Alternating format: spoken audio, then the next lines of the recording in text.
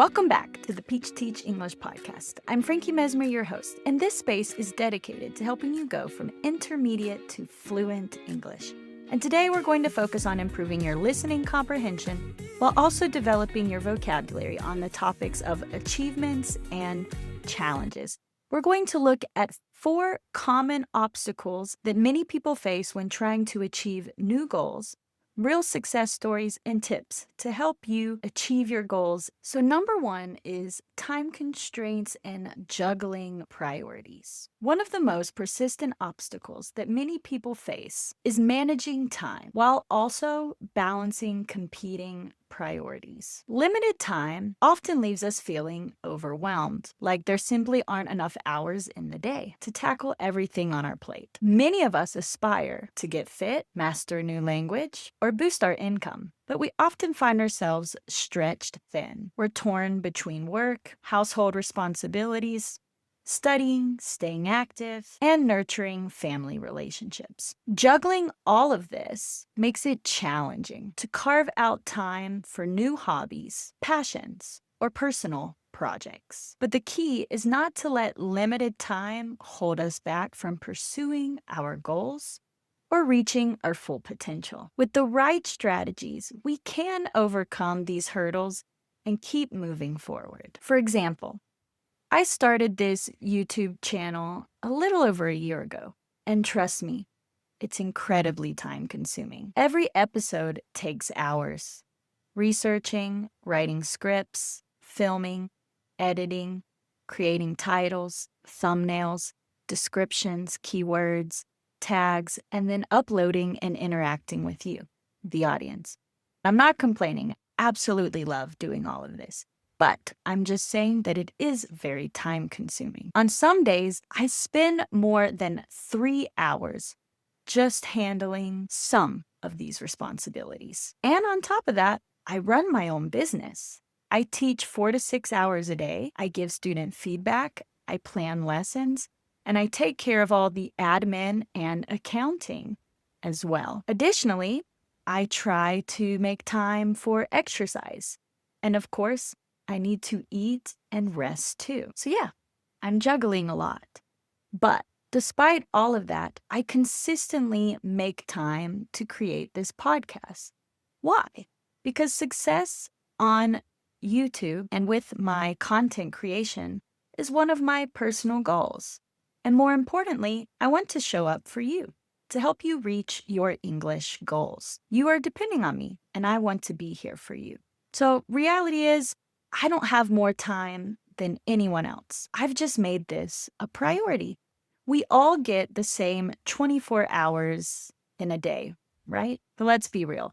Not everyone uses those hours the same way. Honestly, we don't even get a full 24 hours. We need to sleep, ideally 7 or 9 hours a night, because let's face it, sleep is key to staying productive. So that leaves us with only about 15 to 17 hours to actually get stuff done. So where do you start? First, figure out your priorities.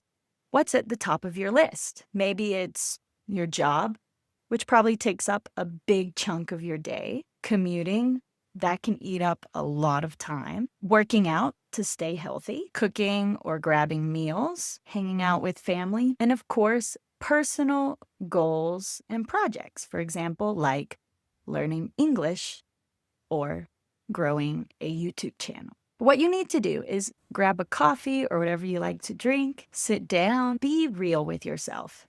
How much time do these things actually take? What's non-negotiable? And what can you cut back on? Maybe move to another day. Time doesn't just fall into place. You've got to make room for what matters most. Here's the deal.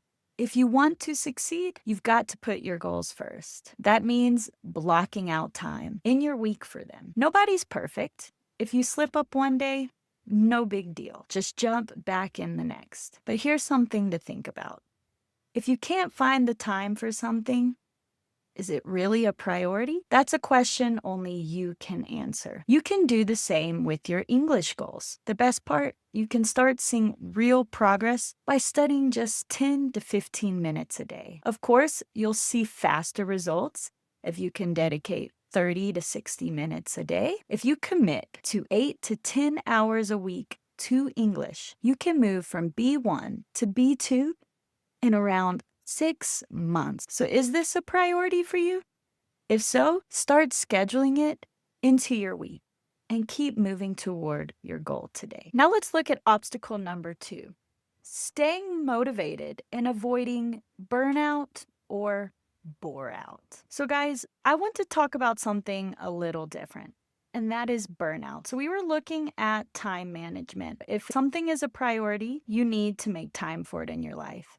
But we also have to find that balance. You see, I honestly can struggle with burnout too. I'm highly motivated to make amazing content for this channel, and I hope to monetize it one day. But sometimes I push myself too much. And the truth is, success shouldn't come at the cost of our health or happiness. Right now, I'm reading a book called The Happiness Advantage. It's based on research in positive psychology, and one of its key ideas really stood out to me. Most of the time, science focuses on what's going wrong and trying to find solutions. But in this book, they study the people who are actually thriving. What are they doing differently? And what can we learn from them? Here's one of the biggest lessons from this book. We don't become happy after we succeed. We're more likely to succeed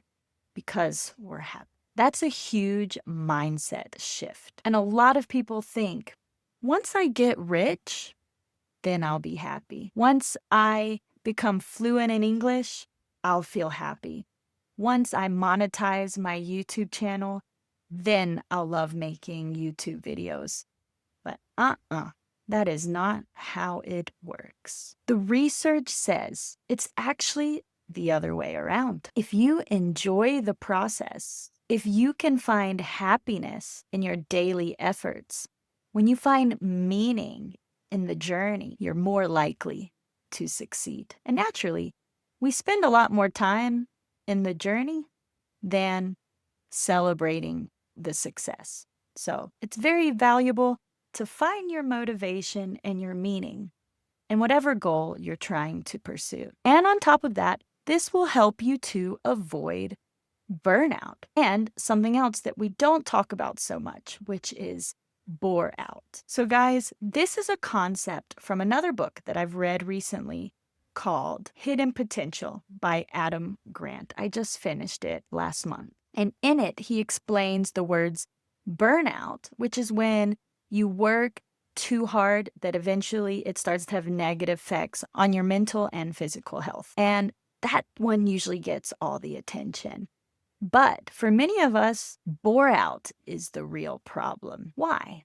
Because you've lost interest in what you're doing. Everything starts to feel repetitive, tedious, and kind of pointless. And when that happens, motivation disappears. So here's the question worth asking. Are you experiencing burnout or bore out? If you're burned out, you probably need better boundaries. That might mean resting more, saying no more, or setting work hours that protect your energy. But if you're bored with your goal, it feels like a chore, maybe it's time to mix things up. Try a new method, set a new challenge, or ask yourself, is this goal still meaningful to me? It's totally okay to make big shifts and create new goals in your life. But for any goal you're chasing, knowing your why is essential. It keeps you going, especially on hard days when you're tired or discouraged. For example, here's why I want to grow this channel. I love having a creative outlet where I can share my ideas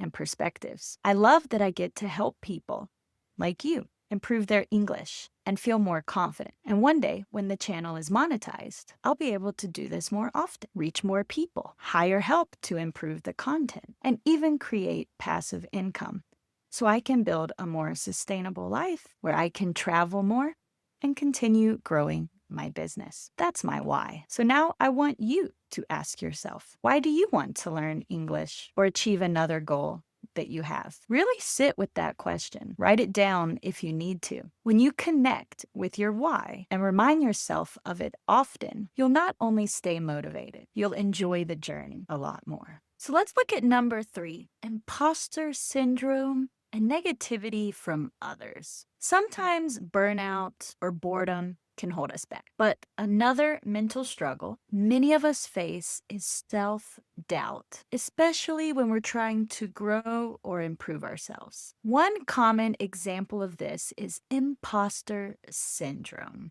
Basically, this is the feeling that you're not good enough, not qualified enough, or not skilled enough to do something, even when that's not true. You might think, who am I to do this? What if people find out I don't belong here? But here's the truth. This kind of thinking keeps us small. It doesn't give us a chance to grow or even try. One of my favorite quotes says, whether you think you can or you think you can't, you're right.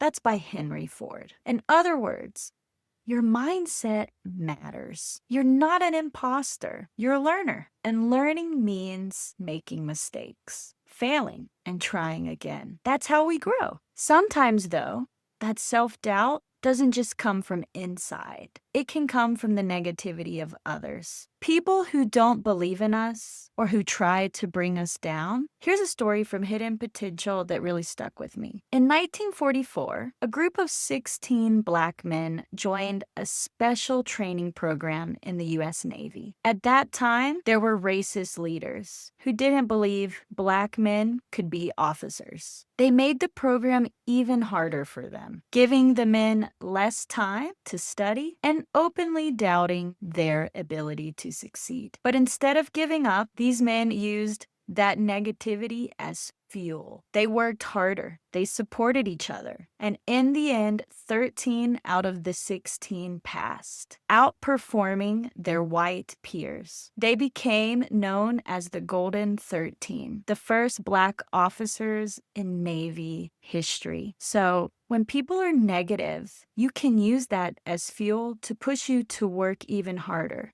because you want to prove them wrong, because you know you are good enough and you can do it. And that really is the key. People might say you're too old, your accent is too strong, you'll never be fluent in English, but don't let their voices become your truth. If there's something you want to achieve, you have to believe in your ability to get there. So don't let imposter syndrome stop you, and don't let the doubts of others hold you back. You deserve a seat at the table. Chase your goals and trust that you belong. So, number 4, the final obstacle is having a tight budget. Let's face it, we're not all millionaires. And as we all know, money doesn't grow on trees. Many of the goals we want to achieve might require some type of investment. Maybe you need study materials, a course, equipment, or even a coach. The good news, there are a lot of affordable options out there, and you can often find ways to move forward without breaking the bank. But here's something to remember. Cheap doesn't always mean better.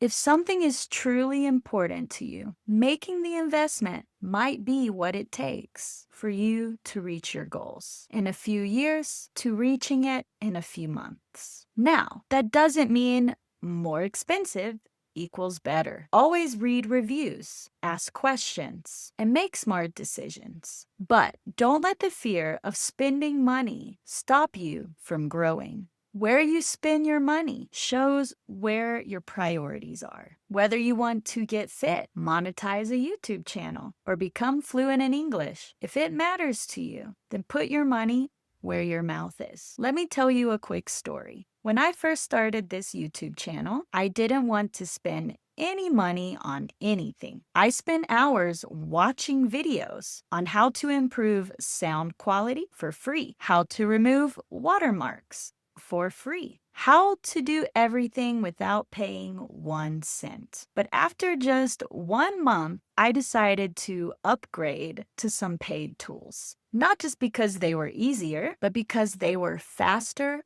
and more effective. Now, I use a whole system of resources to help me create better content. I subscribe to Descript. This helps me do subtitles, create better audio, and just a smoother workflow. I use Canva to design thumbnails and visuals. I use vidIQ to help me create better titles, thumbnails, keywords, and SEO. And I even recently hired a video editor so that I could have more time for myself and improve the production value of my content.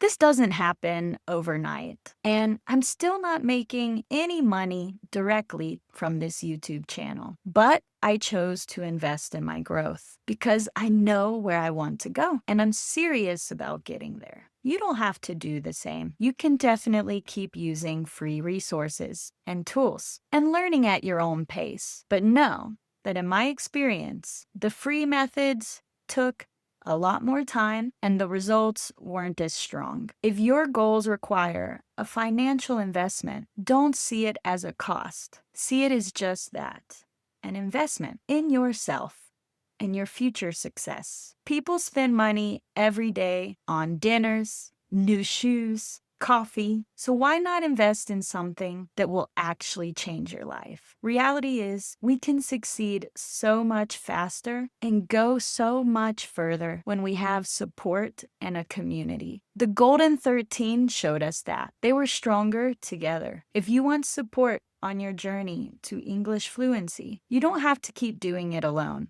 I'm here for you. You can join my conversation club or one-on-one coaching plan. All you have to do is book a free consultation to learn more at peachteachenglish.com, or you can click the link in the description. If you're not ready to invest in English yet, that's okay. Keep listening to this podcast. It's completely free. Be sure to subscribe and to download the B1 to B2 study guide to follow along as I release new lessons each week. Whatever your goal is, becoming fluent in English, getting a promotion, or building a house, your first step is making it a priority. Schedule time each week. Know your why. Protect your energy to avoid burnout or bore out. Silence the doubt, yours or other people's, and don't be afraid to invest in your growth. I believe in you. You can achieve anything you set your mind to. Thanks for listening to this episode, and I'll see you in the next one.